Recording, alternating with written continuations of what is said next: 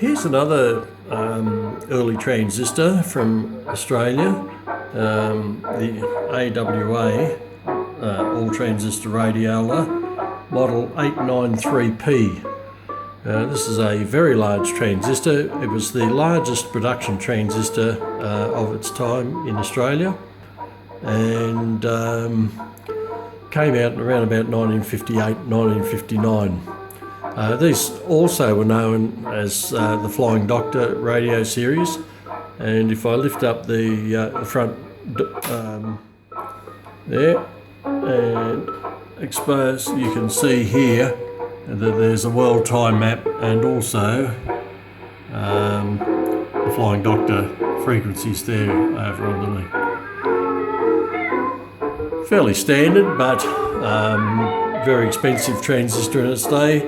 There you can see the on-off control, tone control on that side, and on this side you have broadcast band and shortwave 1, shortwave 2 in the wave chain switch, and the tuning dial above that.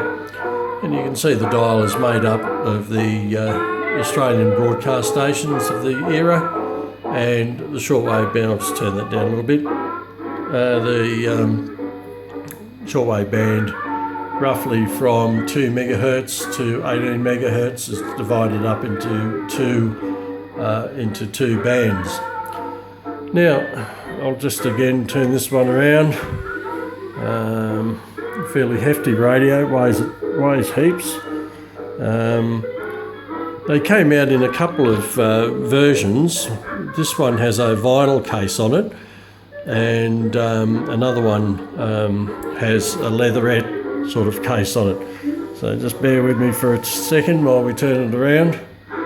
And on the back here you can see you have external antenna and earth connectors with a switch, and also a phono input with a switch between radio and phono input there.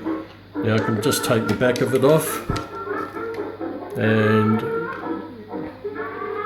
runs on two largish lantern batteries, and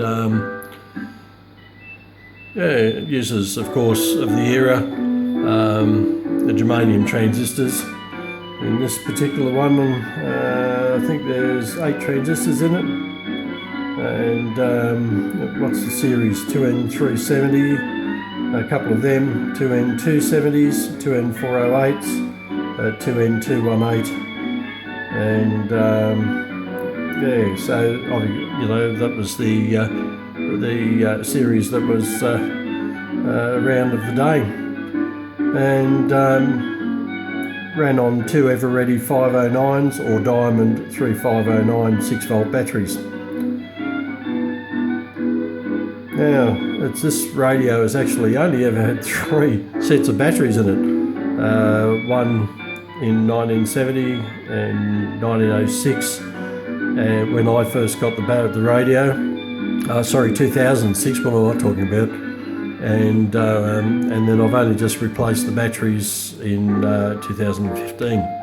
So fairly economical on the battery usage. You can see there that the chassis is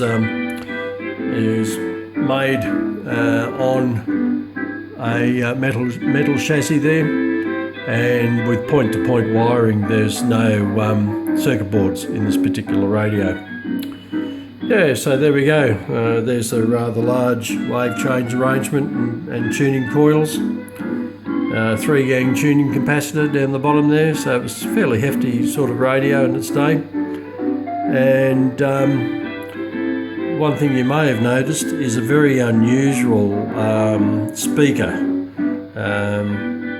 part of feedback assembly in the radio, and it uses a voice coil 45 ohms, so you hope you never sort of have to replace that, because they'd be very, very difficult, if not next to impossible to find.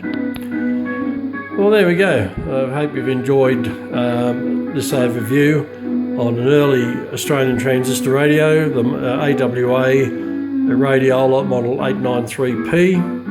And as I said, if you saw the Asta video earlier, These are known as the Flying Doctor series, and very, very expensive in their day. So I hope you've enjoyed this one. Cheers.